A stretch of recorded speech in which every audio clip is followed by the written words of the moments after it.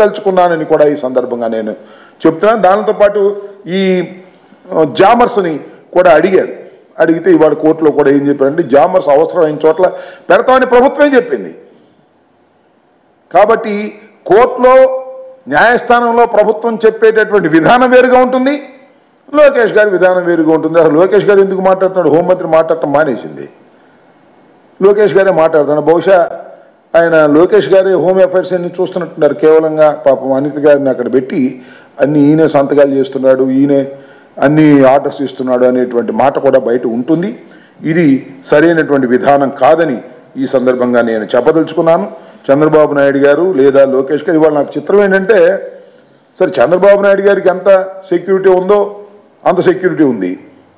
చంద్రబాబు నాయుడు గారు ఓడిపోయిన తర్వాత కూడా హైదరాబాద్లో ఆయన ఒక స్ట్రీట్ ఉండదు, చూశారు కదా మీరు, ఇప్పుడు వెళ్ళి ఉంటారు. ఆ స్ట్రీట్లోకి ఇప్పటికీ ఎవరిని పోనీయరు. అప్పటి నుంచి ఇప్పటి వరకు ఆ స్ట్రీట్ అంతా బంద్, ఎవరు మాట్లాడాల. ఒక మాజీ ముఖ్యమంత్రి అని వదిలేశారు. మన రాష్ట్రం కాకపోయినా ఆయనకి ఆ సెక్యూరిటీ ఇచ్చారు.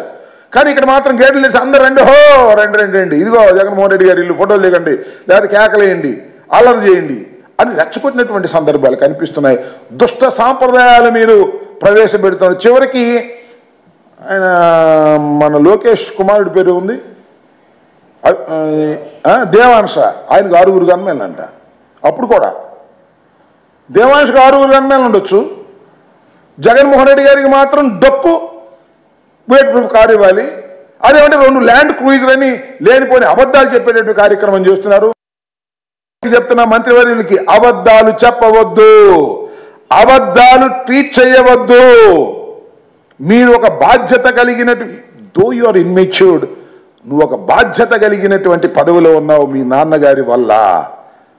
ఆ రకంగా వ్యవహరించి హుందాతనంగా వ్యవహరించే కార్యక్రమం చేయాలని ఈ సందర్భంగా నేను చెప్తున్నాను. దీనికి సమాధానం చెప్పమని కూడా చెప్తున్నా. 2 ల్యాండ్ క్రూయిజర్లు ఎక్కడ ఉన్నాయో ఖచ్చితంగా లోకేష్ గారు సమాధానం చెప్పమని కూడా ఈ సందర్భంగా మీ ద్వారా పత్రికా ముఖంగా వారిని అడుగుతున్నాను. ఇలాంటి అసత్య ప్రచారాలు దయచేసి చేయవద్దని. మీకైతేనేమో అంతా సెక్యూరిటీ కావాలి, ముఖ్యమంత్రి కాకపోయినా సెక్యూరిటీ కావాలి, అపోజిషన్ లీడర్గా ఉన్న సెక్యూరిటీ కావాలి, 10 సంవత్సరాల అధికారంలో లేకపోయినా సెక్యూరిటీ కావాలి. జగన్మోహన్ రెడ్డి గారు ఓటమి పాలైతే మాత్రం ఆయనకి సెక్యూరిటీ అవసరం లేదు, ఉన్న సెక్యూరిటీ అద్భుతంగా ఉందనేటువంటి తప్పుడు ప్రచారాలు చేస్తున్నారు. 900 పైసలు కానిస్టేబుల్స్ వాడుకున్నారనేటువంటి మాట మాట్లాడుతున్నారు, విచ్ ఈజ్ ఫాల్స్. ఈ రెండింటికి కూడా అటు చంద్రబాబు నాయుడు గారు ఇటు లోకేష్ గారు సమాధానం చెప్పవలసినటువంటి అవసరం ఉందని ఈ సందర్భంగా నేను చెప్పదలుచుకున్నాను.